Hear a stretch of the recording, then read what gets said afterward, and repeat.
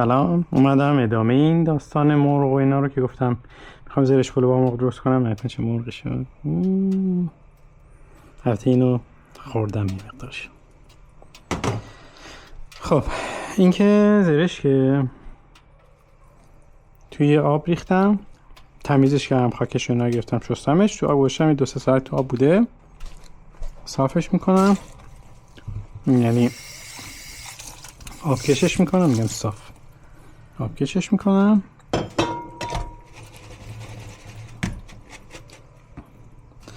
و از همون تابه‌ای که توش مرغ درست کردم استفاده میکنم. توش زرش رو میریزم، فقط برای اینکه مقداری سرطفش بدم و برای که طعم خاصی بگیره بهش نمک اضافه میکنم. یه حالت اسیدیته میگیره، میگم نمک، شکر بهش اضافه میکنم و بعد میذارمش تو همون ظرف و دیگه باش کاری نداریم تا زمانی که بخوایم به برنجمون اضافهش کنیم. این حالا این شکر فکر میکنم به اندازه یک کف دسته مثلا. آره این بیشتر، این که برای که خیلیتون راحت باشه که شکر با همه این زرش که قاطی میشه، بهش یه مقدار آب جوش اضافه میکنم.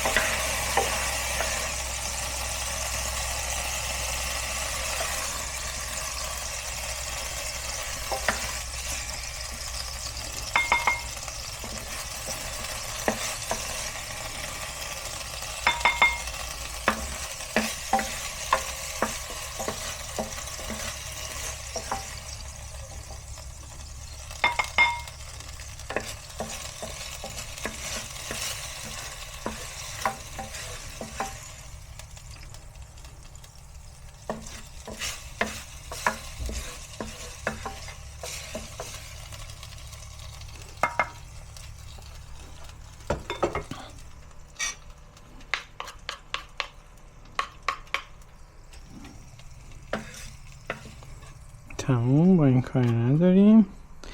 فعلا زرش که اونو میذاریمش کنار و این مرغ اینا رو برمیگردم تو این تاوان دوباره.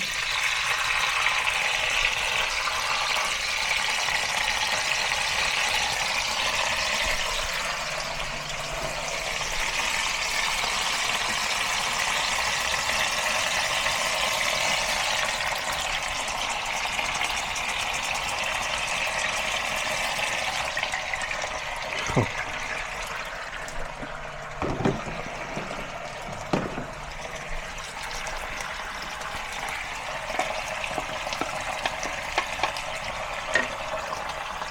این چیزی که الان ما بهشون خیلی کار نداریم. خب فعلا اینو گذاشتم برای که در حد این باشه که یه ذره گرم باشه، چون در اصل میخوایم برنج رو حاضر کنیم. اینو کلا از جلوی دستم برمیدارم، میذارمش اینجا.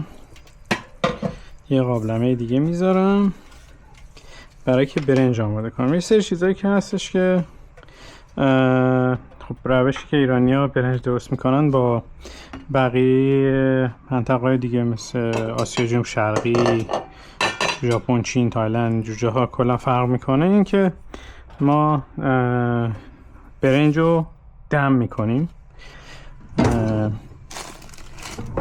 چیزی شبیه اینه، پارچه طوره اینجوری میذاریم موقعی که اون برنج پخت اونو میذاریم و حالا بعد مراحلش انجام میدم. میذارم قبلا من داغ بشه، چون الان یه جوریه که خود گاز رو درجه آخره و داغ شده. میذارم داغ بشه. من این برنج پاک شده و این زردم که میبینی بلغوره با هم ترکیب کردم. یه پیمونه نیم برنج با نیم پیمونه یا کم بیشتر بلغور، 3 نوبت با آب شستمش کامل و بعد بهش سنگ نمک اضافه کردم که به موقع که این برنج رو دم میکنیم طعم داشته باشه. آبش رو خالی میکنم.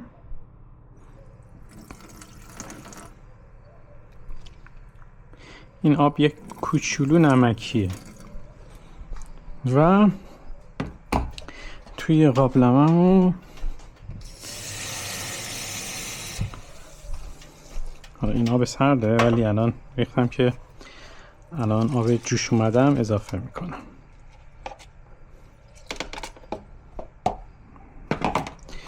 اینو میذارم رو هم درجه زیاد باشه. آبی که جوش اومده رو هم اضافه میکنم و میذارم این کامل بجوشه و حالا بهتون میگم که چطور میشه داستانش.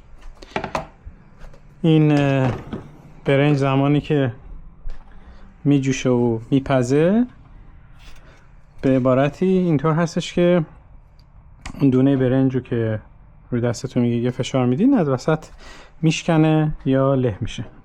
خب همزمان با این که میخوایم اون رو آماده بکنیم، من این ظرفای دیگه که لازم دارم و آماده کنم، اونا که هست رو بشورم، بعد دوباره میبینم. اونجا میخوام سیب زمینی رو پوست بکنم بذارم کنار برای ته اون برنج یا اصطلاحاً ما بهش میگیم ته دیگ. فعلا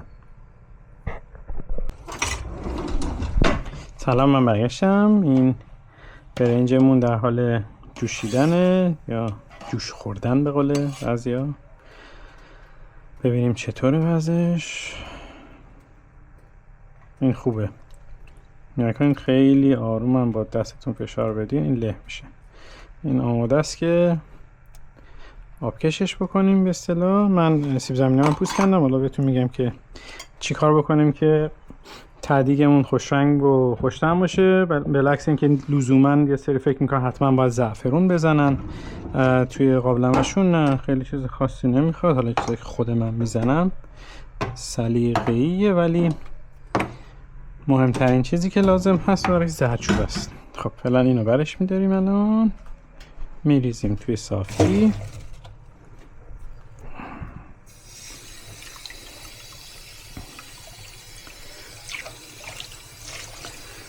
خب برای که تمیز باشه و کاری که میکنین، این کنارای این که این به عبارتی پوسته ها و فومی که مال برنجتون بوده کنار قابلمتون بوده، آبی که گرفتین باش تمیزش کنین و خالی کنید که قابلمتون خوشگل و تمیز باشه. موقعی که برنج رو میذارید برای که دم بکشه برنج مرتبی داشته باشید. خب این تمام آبکش هم کردیم. میذارم رو همون قابلمه روی گاز داغ باشه. اینو 2-3 بار این کار میکنه که آب اضافهش بره، خیلی پر آب نباشه که خمیر نشه برنجتون. این از این. حالا این فرق نمیکنه که توش یه مقدار آب داره یا نداره، خیلی مهم نیست. کاری که میکنیم توش یه مقدار روغن میریزیم. من از این روغن میریزم.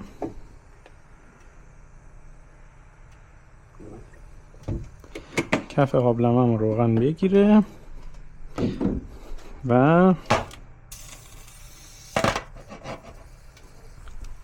تا اون تایم سیب زمینیامو با مقدار ضخامت که میخوام برش میزنم. تقریبا به اندازه قطر یک بند انگشت، یه مقدار کمتر. برای وسط قابلمتون یه جایی که داغ‌تر هستش میتونین ضخیم‌تر هم برش بزنید، مثل این که من الان برش زدم. حالا فکر میکنم این برای الان جواب بده، ولی مهم نیست. برش که میذارم کنار. میتونید بزنید توی آب، بذارید توی یخچال. سیب زمینیتون سیاه نمیشه و قابل استفاده برای تایم دیگه خواهد بود. خب این که داره داغ میشه و کاری که میکنین، زردچوبه چون میخواین میزانشون بدونین، من از این قاشق ها استفاده میکنم. یه سر قاشق زردچوبه میریزید، نمک که خوش نمک بشه، خیلی نه، فلفل سیاه. نگفتم من چون فلفل خورم، حالا خیلی کم از این فلفل دیگه هم میریزم.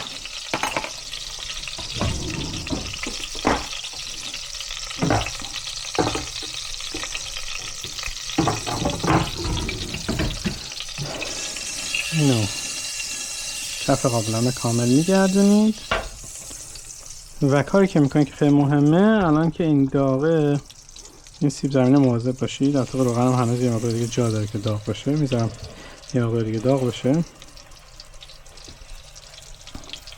سیب زمینی ها رو میچینیم تا قابلممون، دو دقیقه میذاریم اون کف باشه که سیب زمینی خودش رو کم بگیره و عطر و طعم این مواد که کف قابلمه چیدیم اون سیب زمینی خوش بگیره. یه کاری که معمولا من میکنم، اینجوری هم میکنم، یعنی این حرکت رو میزنم که سیب زمینی رویش هم طلایی بشه. حرکات ژانگولر ارهامی. آره این تیکه دیگه اضافه هستیم، احتمال زیاد اونو دیگه بذارم توی ظرف آب، بذارم توی یخچال.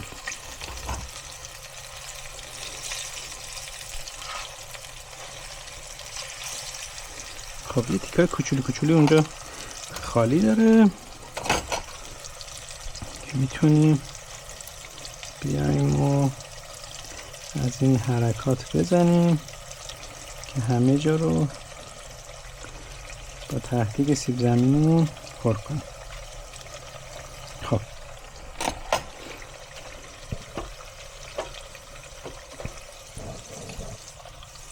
بریم که روی اینا همش بگیره اینا رو و کار ما تقریبا با این تمومه.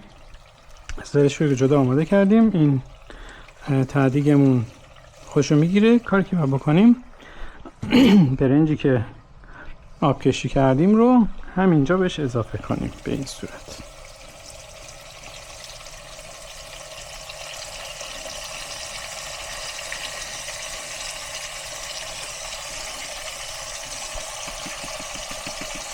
داخل خود صافیتون ضربه بزنید، همه جمع میشه جلوی دستتون که راحت خب اون برنج رو من توی قابلمه ریختم، یه لحظه دوربینم قطع شد، مجبور شدم تنظیمش درست کنم. یه سری فای کوچولو سعی میکنید روی ایجاد کنید و دمکنی رو میذارین، زیرش رو کم میکنیم. به این دلیل که اون ما بین وقفه افتاد، من کاری که میکنم چون 1-2 دقیقه وقفه افتاد، یه مقدار آب خنک خیلی کم میذارم، چون این میخواد بخار کنه بیاد بالا دیگه که دم بکشه.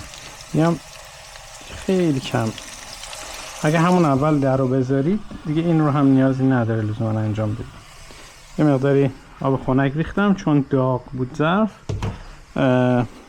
بخار میکنه و میبینید. حالا دم کنی میبینید اینجا داره، توی ویدیومو فکر کنم دیده میشه، اینجا داره حباب میزنه و میاد بالا. یه روش سنتی چیزم اینه که دستتون رو خیس کنید برای که ببینید قابلمه داغه و داره دم به سمت بالا میاد. بغل قابلمه رو دست بکشید که هنوز آره داره دم بالا میاد و اینو میذاریم نیم ساعت تا 45 دقیقه دم بکشه و بعد دوباره بررسیش میکنیم و اگر همه چی اوکی باشه دیگه میتونیم مرغمون رو گرم کنیم. برنج رو که دیگه اون موقع تبدیل شده به پلو به اصطلاح، چون بهش زرشک رو اضافه میکنیم سرو میکنیم میخوریم. حالا اون موقع تصویر اون موقعش رو هم فاینالش هم میگیریم با هم دیگه میبینیم که چطور میشه. فعلا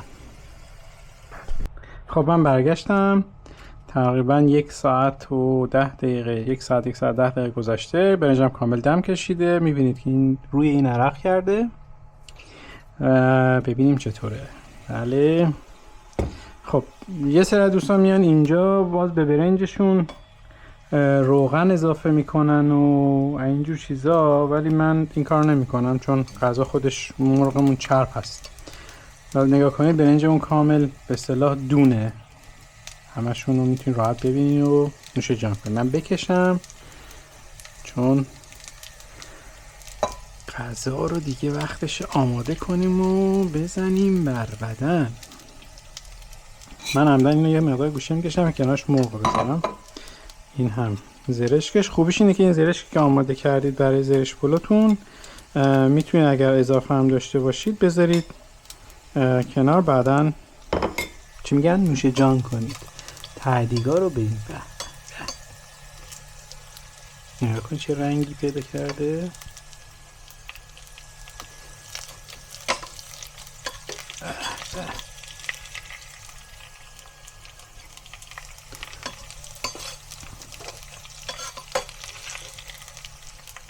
این از تعدیگش، اون از زرشکش، اینم برای خوش اینجوری بپزیم. حالا میرسیم به مرغمون. میتونیم از همین قاشق زرشکیمون استفاده کنیم. این هم مرغمون.